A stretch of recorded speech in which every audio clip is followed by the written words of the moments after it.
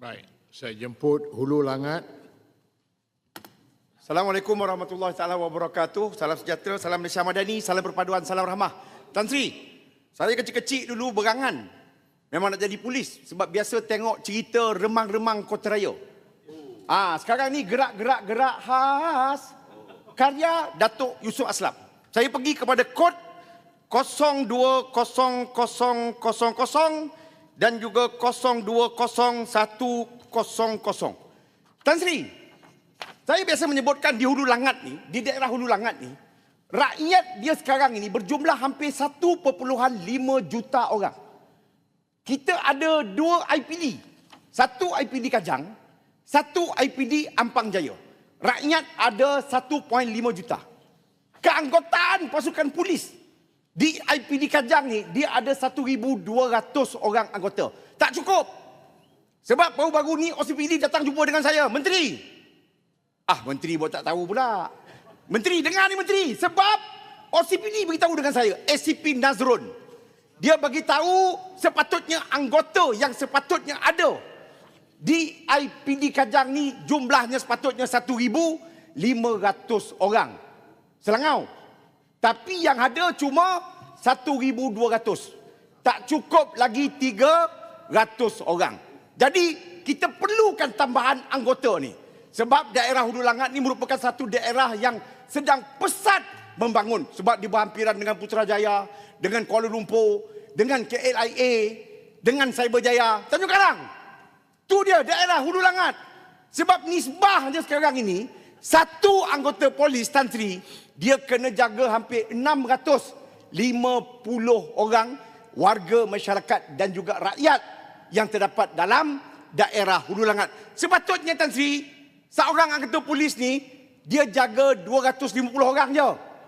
Tapi ini dah terpaksa jaga hampir 650 orang. Jadi besarlah hasrat dan juga cita-cita saya khususnya untuk Kementerian Dalam Negeri ini tambah anggota polis khususnya di daerah Hulu Langat. Kemudian yang keduanya Tan Sri, anggota ASKOR. Kalau orang Muar disebut ASKOR. Tentera lah, tentera. Bangi. Tentera. Tentera ni jumlah di dalam negara kita ni. Pasir Gudang, Pak Hasan. Anggota tentera dalam negara kita ni berjumlah hampir 114,000 orang. Dijaga oleh satu kementerian. Dan dia ada satu agensi tu je. Tapi KDN ni, polis ni, anggotanya berjumlah 134,000. Dan di bawah kementerian KDN ni, dia ada 9 agensi.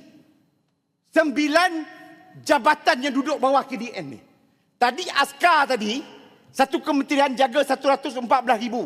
Tapi KDN ni, polis saja dia ada 134 orang anggota. Dan juga di bawah KDN ni, dia ada 9 agensi ataupun jabatan.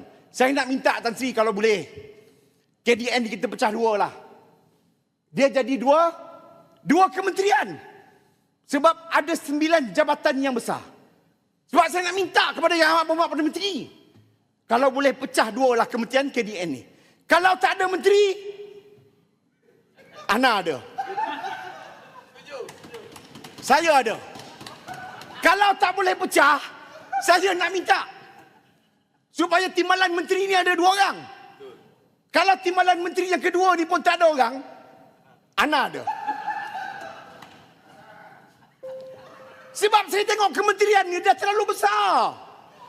Rela bawah dia, immigration bawah dia, JPN bawah dia, ROS bawah dia, dan anak bongsu sekarang ni, AKPS pun duduk di bawah kementerian KDN. Ini hasrat dan juga cita-cita kita. Sebab terlalu besar sangat dah kementerian ni. Kena pecah dua juga tu. Sebab Tan Sri pun saya tengok senyum tadi tu. Seolah-olah membenarkan apa yang saya ucapkan itu tadi. Kemudian yang ketiganya Tan Sri, APMM ni pun dia duduk bawah Kementerian Dalam Negeri yang baru-baru ni difitnah oleh ahli Parlimen Kota Baru dan juga Pendang. Tak apa, sebelah sana boleh fitnah, Tapi kita ahli-ahli parlimen daripada perpaduan kerajaan madani akan terus menjadi benteng pertahanan menyokong pegawai dan juga kerentangan kerajaan yang berkhidmat untuk negara kita Malaysia yang kita cintai ini. Kemudian yang terakhirnya, kursi kod 03 0000, banyak betul dia punya kosong ni.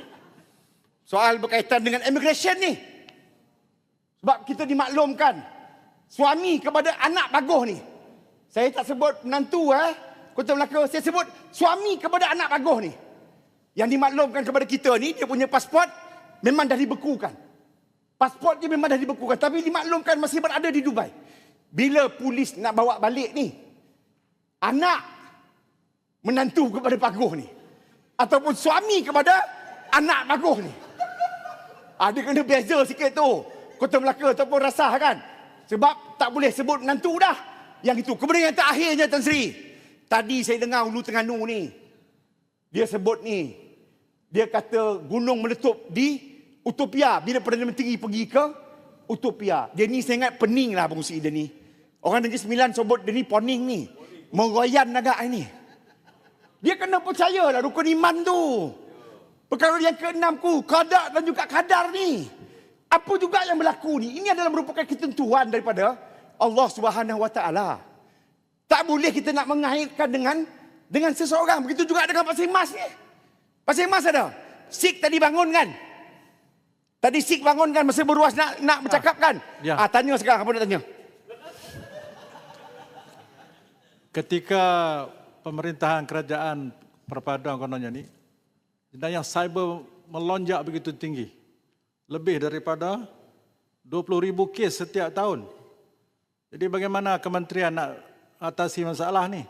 Ketika mana pihak polis sendiri dia tidak ada alat teknologi yang canggih. Real time data yang dia nak akses dengan bank dan sebagainya. Jadi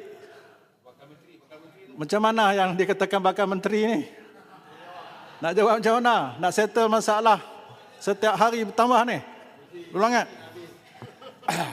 Nampaknya sebelah sana pun memang berhajat untuk saya jadi menteri ni maksudnya. Tunggu lepas saya angkat sumpah nanti jadi menteri, baru saya jawab soalan Sik tadi tu. Speaker, ini sudah jadi macam MQT lah, Speaker. Nampaknya riak-riak tu dah ada lah maksudnya. Mungkin saya tak lama berada di sini untuk pindah kursi di sebelah sana pula. Cuma Pasir Mas tadi tu dia ada menyebutkan soal berkaitan dengan isu politik kanan kepada Yang Amat Mohd Perdana Menteri ni.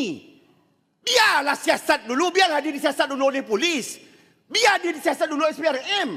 Sebab itu saya nak tabik hormat kepada Perdana Menteri. Sebab bagi laluan kepada polis dan juga SPRM untuk siasat bekas susah politik kanan kepada Yang Amat Mohd Perdana Menteri yang dituduh ada ambil duit. Yang dituduh untuk ambil duit. Baru dituduh saja. Tetapi kalau nak suruh letak jawatan, minta paguh letak jawatan. Sebab paguh ada 4 tuduhan yang sedang dibicarakan sekarang ini di mahkamah. Minta paguh supaya letak jawatan sebagai ahli parlimen paguh, letak jawatan sebagai pengurus CPN dan juga letak jawatan sebagai Presiden Bersatu. Terima kasih Tan Sri Pengurusi. Terima kasih. Baik, saya jemput Batu Gajah.